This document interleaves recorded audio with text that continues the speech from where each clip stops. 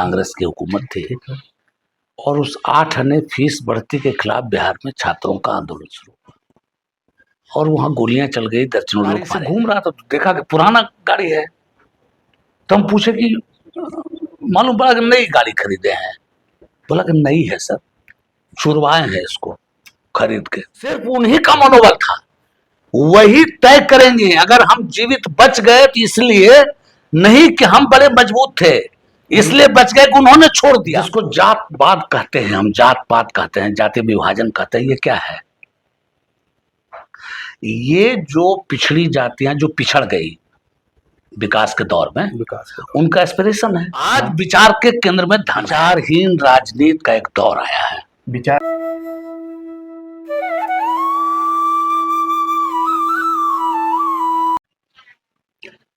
नमस्कार, आज मैं एक नए शख्सियत के साथ हूँ। ये जितेंद्र नाथ जी हैं। राजनीति में इनकी ग्रास रूट की राजनीति में बड़ी दखल रही है। लंबे समय तक वामपंथ के लाल झंडे के तले शेखपुरा जिले की राजनीति को जनता तक लेकर गए और जनता को सड़कों पर भी उतारा। संघर्ष की राजनीति की। वर्तमान में ये एनडीए की राजनीति कर रहे हैं, परंतु इनके पास राजनीति के संघर्ष, जनता से जुड़ाव का एक लंबा अनुभव है। तो आज हम इस बिंदु पर इनसे बात करेंगे। जी, आपका बहुत स्वागत है। सबसे पहले तो राजनीति का एक लंबा अनुभव आपका रहा है, राजनीति में कैसे आना हुआ, इस पर हम जानना चाहेंगे। बहुत पुरानी बात है। मैं 9th क्लास का विद्यार्थी था हाई स्कूल में। जी। और बिहार में हाई स्कूल के बच्चों की फीस 8 आने बढ़ा दी गई थी सिर्फ। अच्छा, कब की बात होगी ये? 65 में। 65 कृष्णवल्लभ सहाय जी थे बिहार के मुख्यमंत्री, कांग्रेस की हुकूमत थी और उस 8 आने फीस बढ़ती के खिलाफ बिहार में छात्रों का आंदोलन शुरू हुआ। अच्छा। और 9 अगस्त 65 को पटने में प्रदर्शन रखा गया और वहां गोलियां चल गई, दर्जनों लोग मारे गए। 65 में?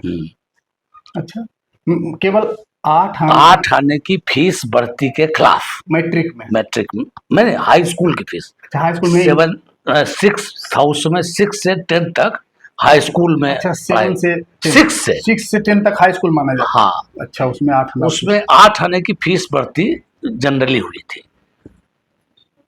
150 रुपये फीस होगा, उसमें 8 आने की बढ़ती हो गई। बच्चे मारे गए।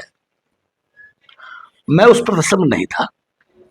घटना हुई, चर्चा हुई, सुने, और उसके खिलाफ बिहार में छात्रों में एक आक्रोश उबाल, और उसमें वामपंथी पार्टियां और सोशलिस्ट पार्टी, संयुक्त सोशलिस्ट पार्टी करके थी, कर्पूरी ठाकुर जी उसके नेता थे, रामानंद तिवारी जी थे, ये सब लोग उस आंदोलन के पक्ष में। फिर 66 में प्रदर्शन रखा गया। इस बीच होता रहा बिना समझे कि उस प्रदर्शन में क्या होना है, नहीं होना है। अपने स्कूल के 10-20 बच्चों ने योजना बनाया पटना चलना है इस बार। अच्छा। और घर से निकले, किताब कॉपी लेकर के, सुबह ही कि मास्टर साहब ने सुबह बुलाया है, झूठ बोल के। हाँ। और गाड़ी पकड़ के पटना चले गए। सुबह यहाँ 7 बजे ट्रेन आती थी, लगता है उस समय, और क्यूल में कोई ट्रेन लखीसराय मिली, पटना चले गए। 11-12 बजे पहुंच गए, प्रदर्शन में शामिल हो गए। हमको अच्छी तरह याद है, हमारे साथ के एक लड़के को गोली लग गई, फिर गोली चली और अभी जो जेपी गोलंबर है उसी के आसपास, उसके और आगे पीछे गोलियां चली, फिर लोग मारे गए। मेरे बगल में एक लड़का था, अरविंद नाम, उसका याद है नाम, लखीसराय का। अब इधर नहीं मालूम है 4-5 साल से वो बचते हैं कि नहीं, वकालत करते थे लखीसराय कोर्ट में। उनको गोली लगी उनके जान में। 10 सेकंड या 15 सेकंड, 5 सेकंड, अब ठीक से कहना मुश्किल है, उनको पकड़ के घसीटा। उनका लंबाई वजन हमसे ज्यादा था, हम 9th क्लास के विद्यार्थी थे भाई।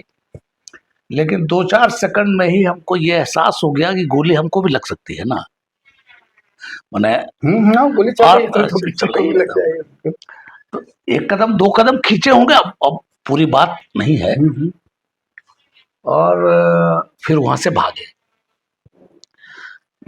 तो कहाँ जाए, पटना पहली बार गए थे, न पटना की गली मालूम है, न सड़क मालूम है, लेकिन किसी तरह से हल्ला हुआ, भाग रहे थे, चारों तरफ लोग भाग रहे थे, धुआं था, टीआर गैस चल रहा होगा, धुआं।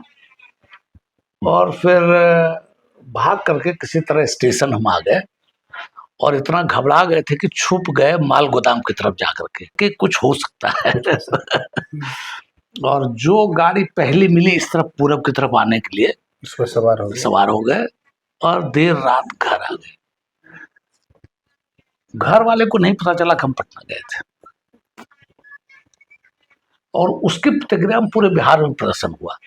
उसी प्रदर्शन के बाद लखीसराय में लोग मारे गए, मुजफ्फरपुर में निगमानंद कुमार, प्रोफेसर अली अहमद, मैंने सैकड़ों लोग बिहार में मारे गए थे। मुंगेर में गोलियां चली, खड़गपुर में फीस बढ़ा था मात्र, हालांकि उस समय तो बहुत उसका महत्व था। अब जो महत्व रहा हो, शुरू वहीं से हुआ, लेकिन आंदोलन हुआ कि भाई ये गलत हुआ है, इसके विरोध में लोग थे। और तब, और उसी में पटने में, उसके बाद तारीख याद नहीं है, गांधी मैदान में छात्रों की रैली, मैं नहीं गया था, उसमें कर्पूरी ठाकुर, रामानंद तिवारी और सीपीआई के लीडर थे चंद्रशेखर सिंह, इनको पुलिस ने लाठियों से बहुत मारा।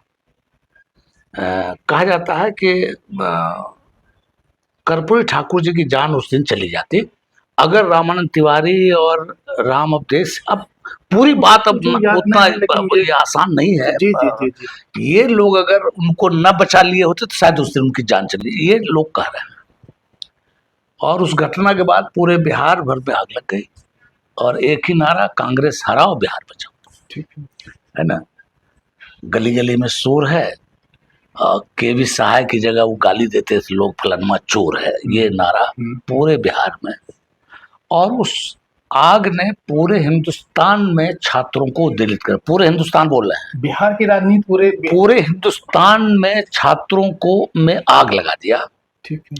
और 67 में जब आम चुनाव हुआ तो 9 राज्यों में कांग्रेस की हुकूमत हार गई, उत्तर भारत के सभी राज्यों में कांग्रेस हार गई, बंगाल से लेकर पंजाब तक कांग्रेस हार गई, बिहार, यूपी, उड़ीसा, मध्य प्रदेश, राजस्थान। उस आंदोलन ने, उस समय तक ये नहीं मालूम था कि हम जो कह रहे हैं सो ठीक है कि गलत है। छात्र आंदोलन 50 पैसा, हम तो 50 पैसा कभी नहीं दिया, तो पिताजी देते थे। हाँ। हमको उससे क्या लेना देना था। अच्छा, हम खाने पीने में, लेकिन ये तो लगा होगा कि छात्रों पर गोली चली है, ये सरकार बदमाश है, मैंने सिर्फ ये समझ कि छात्रों पर गोली चली है, मार देगा सरकार, मैंने प्रदर्शन करेगा तो मार देगा, ये तो बने। और उसी में शेखपुरा में 67 में विपक्षी दल, कांग्रेस, कम्युनिस्ट, ये सब लोग मिलकर चुनाव लड़े। अच्छा। 67 में शेखपुरा की सीट सीपीआई को दिया गया। 67 में? हाँ, लोकनाथ आजाद उसके उम्मीदवार थे। और 67 के 66 के दिसंबर में मारवाड़ी धर्मशाला में एक सम्मेलन हुआ था छात्रों का, 100 छात्र रहे होंगे। उस छात्रों के सम्मेलन में, जिला नहीं था, प्रखंड था सिर्फ, बिल्कुल मुंगेर जिला, मुंगेर था। 150-70 बच्चे कुछ हम लोग जमा हुए थे। अब दृश्य, उसमें मैं शेखपुरा का सेक्रेटरी चुना गया, छात्र संगठन एआईएसएफ का। अच्छा। और हमारे साथ एक लड़के पढ़ते थे, कार्यानंद पासवान, ठीक है, वो अध्यक्ष चुने गए। ठीक। उस समय कार्यानंद पासवान बीड़ी बनाते थे, और बीड़ी बना के पढ़ते थे, लेकिन हमारे स्कूल के, डीएम स्कूल के सबसे होनहार छात्रों में वो उनकी थी। बाद में वो वाइस चांसलर हुए मगध यूनिवर्सिटी के। अच्छा। हाँ, पीजी हेड रहे, मैंने ज्योग्राफी डिपार्टमेंट पटना यूनिवर्सिटी में। तो वो प्रखंड के अध्यक्ष थे और मैं सचिव था। और वहीं से नेतागिरी का चस्का लग गया। कोई राजनीति समझे बगैर, मैं बहुत ऑनेस्टली कह रहा हूं कि बिना राजनीति समझे, लेकिन राजनीति नहीं समझे, लेकिन यह तो समझे कि शासन का दमन नहीं चलेगा। आइए एक और जोड़ते हैं कि 24 जनवरी 67 को एक सभा हुई थी, यही जो राम जानकी मंदिर है उसके इधर खलिहान लगता था, हाँ, पीछे हमारे टोले। हाँ। वहाँ एक सभा हुई थी और एक छात्र नेता थे उमेश सिंह, बिहार के।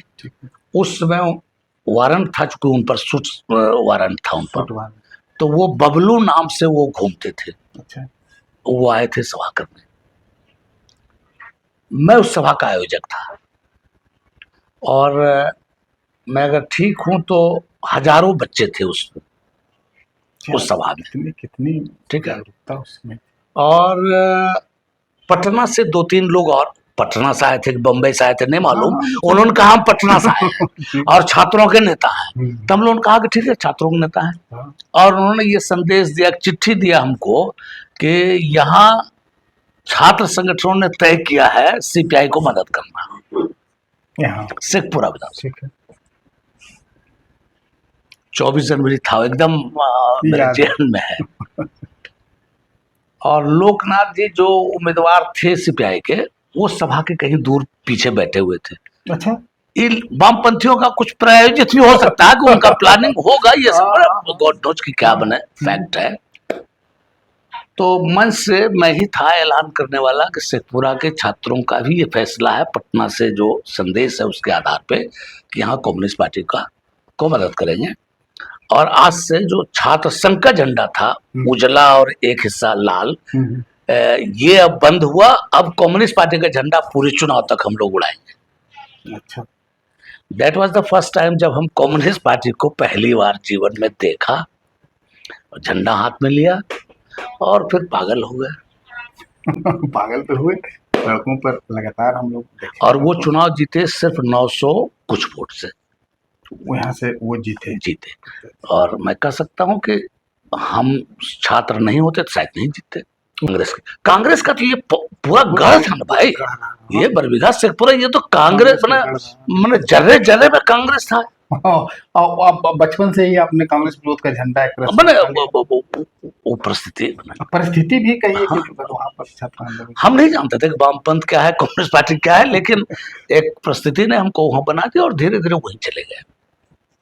तो जो अनुभव रहा होगा वामपंथ की राजनीति, चूंकि छात्र जीवन कहें या किशोर जीवन से ही आप आ गए, फिर तो काफी सक्रिय हुए, गांव और गरीबों की लड़ाई भी लड़ी, चाहे प्रदर्शन की बात हो, कोई आंदोलन की बात हो, वो सब कैसे ऑर्गेनाइज करते थे, और गरीबों के आवाज को लेकर के जो लड़ाई होती थी उसका क्या अनुभव है? देखिए, मैं पढ़ने चला गया मुंगेर, मैट्रिक पास किया 68 में, और मैं मुंगेर जिला के छात्र संगठन का सचिव हो गया जी।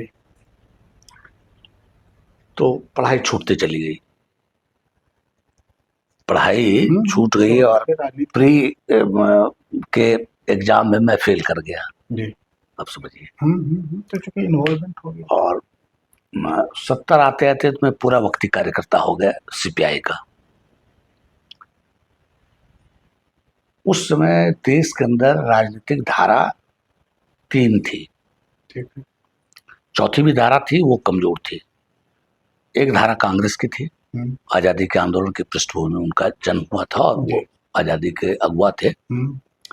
एक धारा थी वामपंथियों के, और बिहार में सीपीआई मजबूत थी उसमें लीडिंग रोल में, जिसमें मैं था। एक धारा समाजवादियों की थी, ठीक। एक और धारा थी जो अभी बीजेपी है, इनका पूर्ववर्ती जनसंघ, लेकिन वो लिमिटेड लोग बने, इक्के दुक्के लोग कहीं दिखते थे यहाँ हमारे इलाके में, कहीं वो उनकी कोई पहचान उस वक्त नहीं थी। और फिर गांव के को जब देखा, जो गरीबी थी उस समय तक बदहाल था।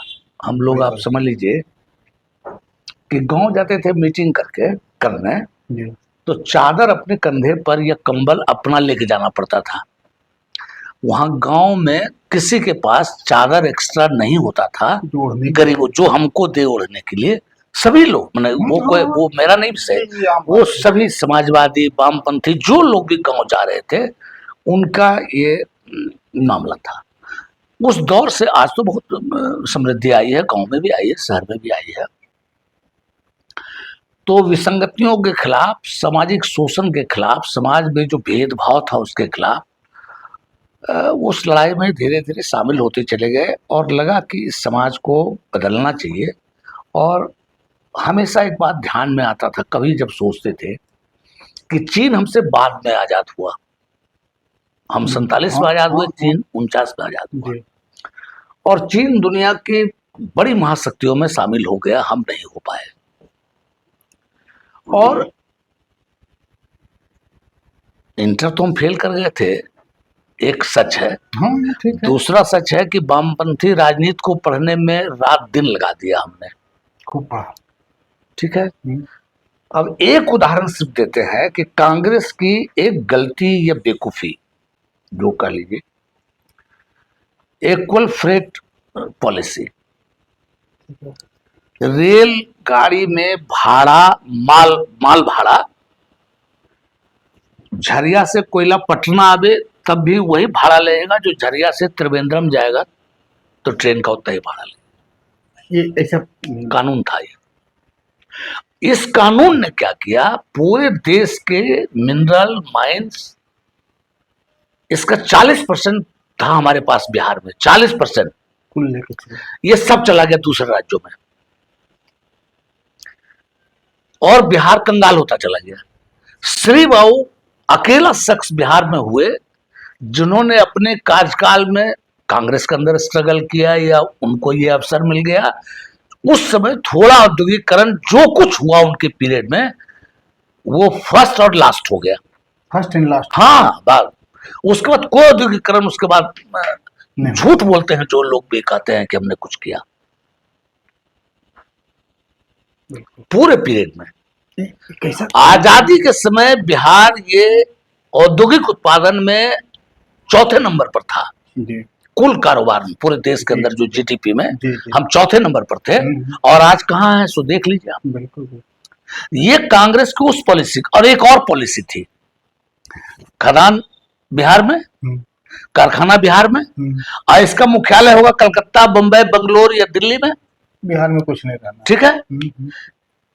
कानून ये था कि जहां मुख्यालय होगा वहीं उस पर जो टैक्स लगेगा उत्पादित माल पर, वो उसका भुगतान उस राज्य में होगा। मजदूर हमारा, माल हमारा, ठीक है, और उसका लाभ कलकत्ता, बंबई, मद्रास, उस समय बेंगलोर, इनको मिल रहा था। तो मतलब ये तो साफ इससे कहा जा सकता है, पता नहीं, आप देख लीजिए ना, कोई आदमी देख ले, कोई आदमी देख ले। हाँ, देख लो बिल्कुल। डीवीसी बना हमारे यहाँ, पानी हमारा, मजदूर हमारा, अब बिजली जो उत्पादन होगा उसका 90% बंगाल को। माने ये चंद नजीर है जो बिहार ऐसे नहीं पिछड़ा भाई, यहाँ बिहार आगे है इसका, बिल्कुल बिहार ऐसे नहीं पिछड़ा है। बिल्कुल, तो साफ दिख रहा है। और उस राजनीति में रहे तो हम कह सकते हैं कि गांव के गरीबों से भी हमारा वही रिश्ता था। आप सब लोग जानते हैं कि जब तक मैं था सीपीआई के अंदर 15 तक, जब भी जरूरत पड़ी 5,000, 10,000, 15,000 लोगों को इकट्ठा करने की क्षमता थी हमारी पार्टी। बिल्कुल। आज लोग बोलते हैं कलेक्टर हमारा नहीं सुनता है, बीडीओ हमारा नहीं सुनता है। राजनीति करना बंद कर दीजिए भाई, बंद कर दीजिए राजनीति करना। क्यों नहीं सुनेगा? या तो हम गलत बात को लेकर जा रहे हैं, या सही बात है तो उस पर अड़ने की क्षमता हमारी नहीं है। हम भी चाहते हैं शॉर्टकट हो जाए। राजनीति का पतन ऐसे नहीं हुआ कि एक तरफा कुछ होता चला गया। वामपंथ से फिर अब कुशवाहा जी के साथ आपकी राजनीति है, वो एक वो उसमें हम नहीं जाते, एक एपिसोड है, वो एक एपिसोड राजनीति का। आज जो कुछ घटना हुई हमारी पार्टी के अंदर, कुछ ऐसी चीजें हुई जहां से हम असहज हो गए थे, और हमने तय कर लिया था कि अब हम राजनीति नहीं करेंगे। तो घर बैठे आपने सोच लिया था कि राजनीति नहीं करेंगे, अब इस राजनीति में हम नहीं। लेकिन सैकड़ों लोग, हजारों लोग कहने में थोड़ा ज्यादा लगता है, सुनने वाले को लगेगा हजारों, जो कार्यकर्ता और नेता हमारे साथ थे, एक घटना मैं सुना देता हूँ तो शायद मैंने वो टर्निंग पॉइंट हमारे लिए। मैं घर बैठ गया था, कंप्लीट मैं बैठ गया था लगभग 2 साल। तो इंटरनल पॉलिटिक्स कुछ हुआ, उससे आहत हुए? पार्टी के अंदर कई सवाल थे, कई सवाल थे भाई। जैसे हिंदुस्तान की कम्युनिस्ट पार्टी जो वामपंथी आंदोलन है, ये बिल्कुल डॉगमेटिक तरीके से सोच रही थी। एक सिर्फ उदाहरण, हम मतलब सीपीआई के लोग बोलते रहे, सीपीएम के लोग, लेफ्ट वाले सब बोलते रहे, जमीन की लड़ाई प्रधान है उनकी, ठीक है। जब बोलेंगे जमीन बोलेंगे। हमारी लड़ाई पिछले कई वर्षों से चलने लगी कि जमीन का इशू अब हमारे सूबे में नहीं है। आप नाम बताइए ना 50 आदमी का जिसके पास 500 बीघा, 200 बीघा, 400 बीघा जमीन है आज के डेट में। बांटना कौन बात का है? किसको बांटना है? 10 बीघा वाले, 20 बीघा वाले है। और जब बेतिया राज था तब ना, दरभंगा था तब ना, अब नहीं है भाई, ना बेतिया ना दरभंगा है, न मौल बाबू है, न राम गुलाम साहू है, नवरचिया वाले। तो किनकी जमीन बांटना है? लेकिन वो वही बात बोलेंगे, उसी को पकड़े हुए थे। हमने एक बार पार्टी के अंदर ये सवाल उठाया, हम वामपंथी प्रश्नों पर नहीं जाना चाहते हैं क्योंकि कई तरह की चीजें हैं अंदर के संघर्षों को।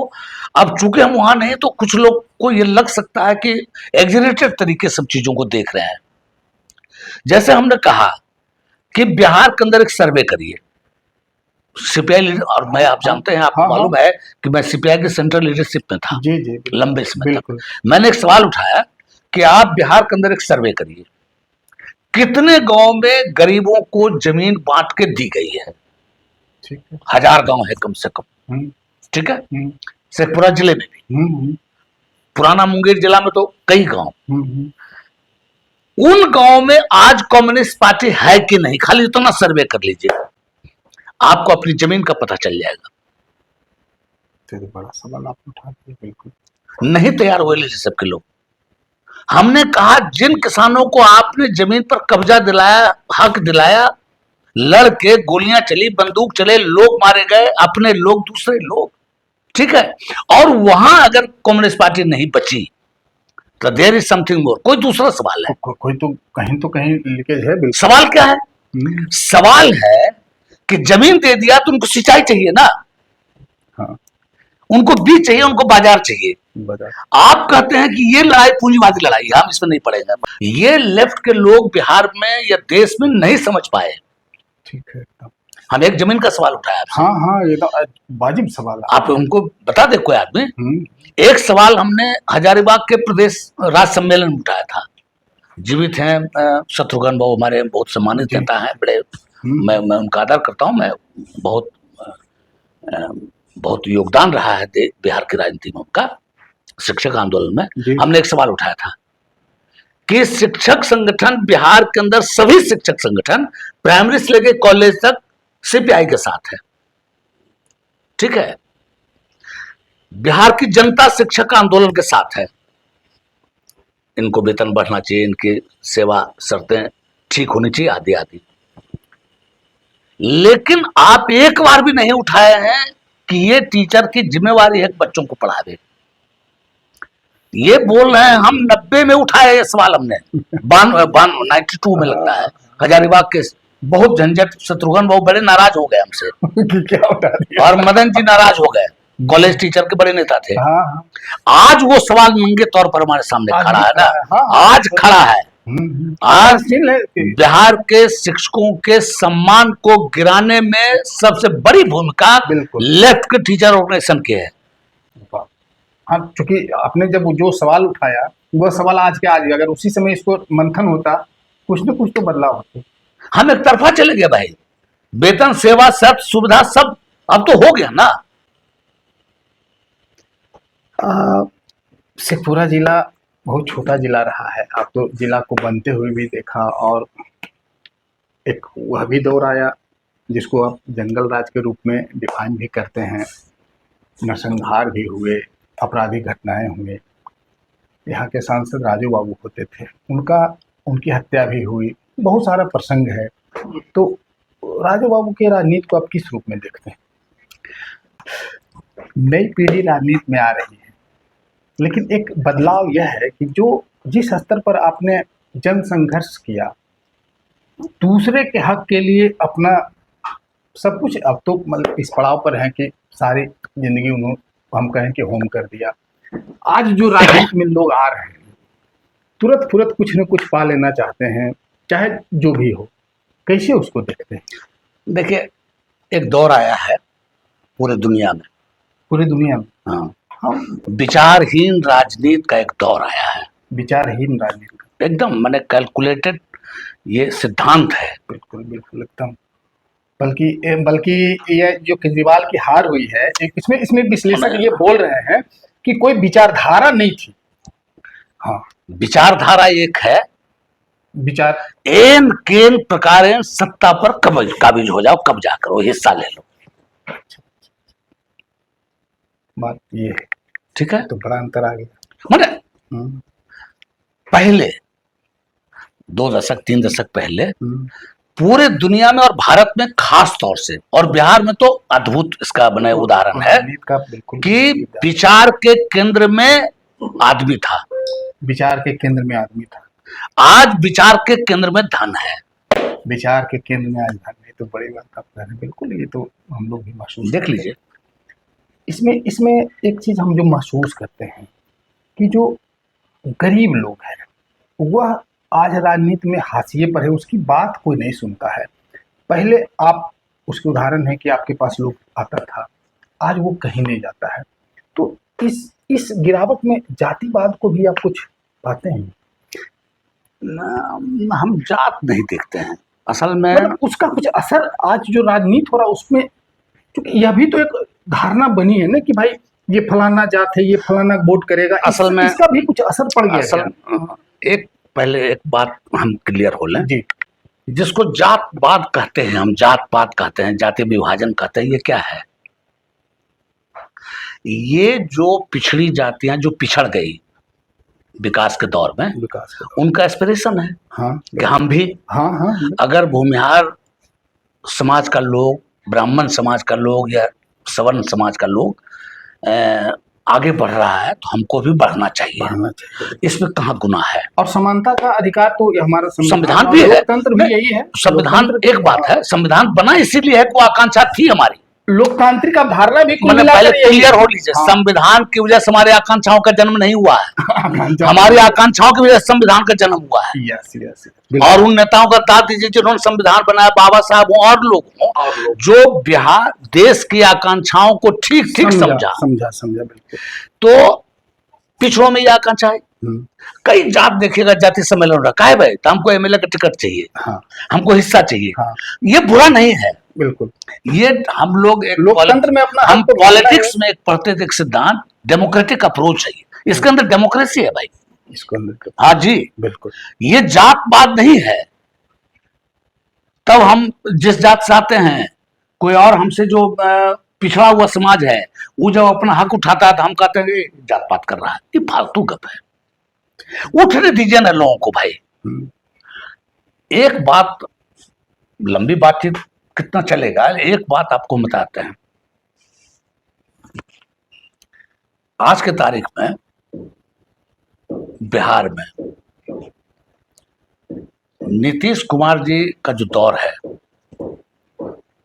अभी नहीं पता चल रहा है हमको कि नीतीश कुमार जी ने किन परिस्थितियों में क्या किया है जी। इनको जाने दीजिए। सब आदमी को जाना है, 2 साल 4 साल 10 साल, नीतीश बाबू को भी जाना है, जितेंद्र सबको जाना है। इतिहास याद करेगा नीतीश कुमार को, नीतीश कुमार के कामों को इतिहास याद करेगा।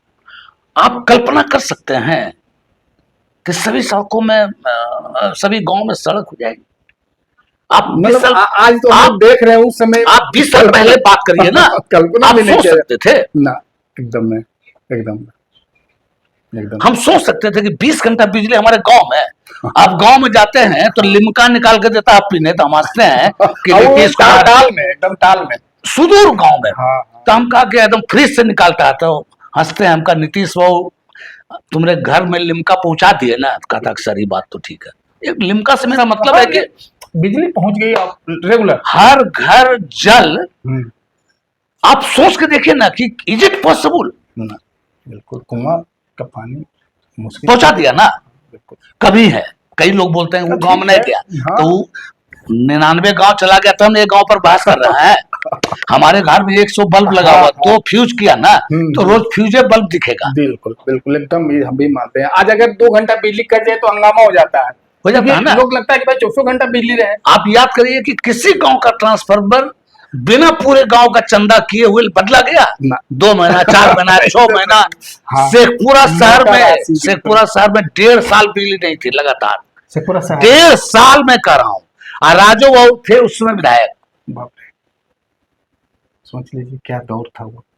आज कल्पना कोई कर सकता है? सवाल नहीं, तो 24 घंटा 1.5 दिन में बेचैनी होने लगी 24 घंटा निर्धारित है भाई, अगर आपका आवेदन रिसीव कर लिया तो 28 नहीं घंटा में। हाँ बिल्कुल। तो जैसे हम करोड़पति हैं हम्म, और व्यापार कर रहे हैं, 1.25 करोड़ का आदमी हो गए, ये कोई भी कर सकता है। हम्म, लेकिन भूमिहीन है हम्म, और बाल बच्चा को पढ़ा करके हम जो है बड़ा बना लिया, तो ये बड़ी बात है ना। बड़ी नीतीश कुमार ने वहां से बिहार को निकाला है।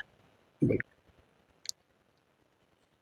और आने वाले दिनों में नीतीश कुमार को सत्ता के लिए जरूरत नहीं है कि फिर से मुख्यमंत्री हो, ये बड़ा सवाल नहीं है। बड़ा सवाल है कि जो 20 साल में अचीव किया है ये ब्रेक नहीं हो। बड़ा सवाल तो यही है।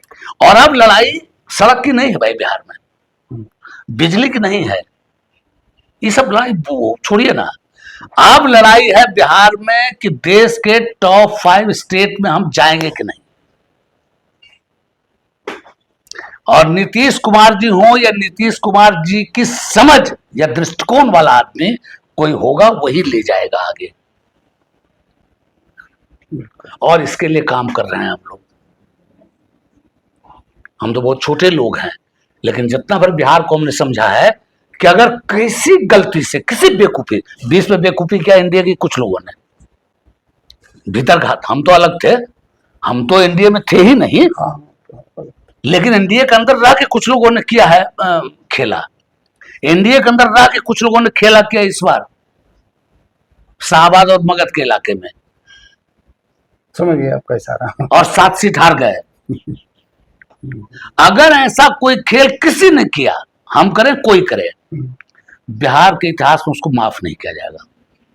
बिहार के इतिहास में माफ नहीं। एक बात आप बोले कि टॉप 5 स्टेट में। हाँ, वही लक्ष्य है। अब लक्ष्य बनाना पड़ेगा, लक्ष्य बनाना पड़ेगा। लक्ष्य बना, अगर घोषित नहीं है तो घोषित करके जीना पड़ेगा, उसके लिए जद्दोजहद करना होगा। क्या जो लालू यादव का जो दौर था, जिसको कथित तौर पर जंगल राज भी कहते हैं, हालांकि अपना जिला भी उसका गवाह है, बहुत सारा नौसंहार भी हुआ, वो कैसा दौर था, उसको नीतीश कुमार यहाँ तक निकाल के लाए, तो वह अनुभव कैसा है, वो कितना मुश्किल वो दौर था और आज कैसा है? देखिए, अच्छा उस दौर के बारे में जंगल राज मंगल राज शब्दावली के फेरे न भी पड़े, शब्द में मत जाइए, मत करिए। अपराधियों का मनोबल ठीक बढ़ा है, हुआ था, बिल्कुल। मैंने मनोबल नहीं बढ़ा हुआ था, अच्छा, बाकी लोगों का मनोबल बच ही नहीं गया था, बाकी लोगों का मनोबल बच ही नहीं रहा, सिर्फ उन्हीं का मनोबल था। वही तय करेंगे, अगर हम जीवित बच गए तो इसलिए नहीं कि हम बड़े मजबूत थे, इसलिए बच गए कि उन्होंने छोड़ दिया हमको। आप ऐसे समझिए। हम कोई आदमी, हमको एक आध मित्र पटना मिला उस दौर में, कार लिया था उनको, उसके परिवार में किसी ने बताया कि भैया कार लिए हैं। हम कहे मिठाई नहीं खिलाया है बदमाशू, मैंने ये कह के वो बहुत पारिवारिक, मैंने तो मुलाकात हो गई। वो गाड़ी से घूम रहा था तो देखा कि पुराना गाड़ी है, तो हम पूछे कि मालूम पड़ा कि नई गाड़ी खरीदे हैं। बोला कि नई है सर, छुड़वाए हैं इसको खरीद के, नई गाड़ी खरीद के इसको चुरवाए हैं, पुराना करवा दिया गया जी। और जगह जगह रंग रोगन अलग से करवा लिया दूसरे, ताकि लोगों को लगे पुरानी गाड़ी। और आपको बता दिया अगर मेरे परिवार के किसी लोगों ने तो यही गलत किया, तय यह है कि किसी को नहीं बताना है, कहना कि दिल्ली से गाड़ी खरीद के लाया है। ये दौर था। आज कल्पना कर सकते हैं? आज तो खैर आज तो बिल्कुल। हमारे नए लड़के अगर नहीं समझेंगे तो वो अपने भविष्य के साथ जो है खिलवाड़ करेंगे, और उनको समझना है अब हम लोग का क्या है। हाँ, बिल्कुल सही है। एक आखिरी सवाल, शेखपुरा की राजनीति में आपकी दखल तो रही ही है, वर्तमान में आप क्षेत्रीय भ्रमण पर रहे हैं, लोगों से मिलजुल भी रहे हैं, विधानसभा की तैयारी भी है क्या? मेरी अपनी जी हाँ है तैयारी, लेकिन ये तय हम नहीं करेंगे, जी, एनडीए करेगी। तय एनडीए करेंगे, बिल्कुल। लेकिन शेखपुरा विधानसभा से आप अपना मजबूत दावेदारी दे रहे हैं। हम अब वो दावा वावा करने के लिए आपके साथ नहीं बैठे हैं। चलिए, हम राजनीति करते हैं। शेखपुरा को जो पहचान इसकी मिट गई है पिछले लंबे समय से, राजू बाबू का जो दौर था ना, वो दौर आप कहीं जाइए पूरे बिहार में, नाम लोग लेते हैं, पूछा था कहाँ घर है, कहते थे शेखपुरा। तो कौन शेखपुरा? राजू बाबू बोला। आज है पहचान। बिल्कुल। शेखपुरा की गरिमा लौटाने के लिए हम संघर्षरत रहे हैं जीवन भर, आगे भी रहेंगे। चुनाव उसका एक पड़ाव है, बाकी हम लड़ेंगे कि नहीं लड़ेंगे नीतीश बाबू को तय करना है, वो बीजेपी को तय करना है। वो रामविलास पासवान जी की जो पार्टी है वो तय, जो घटक दल है वो तय करेंगे कि शेखपुरा में किसको लेकर लड़ना है। जी जी जी, जीत पक्का हो और शेखपुरा चौमुखी विकास करे, शेखपुरा की जनता को तय करना है। आप गलत फैसला लीजिएगा तो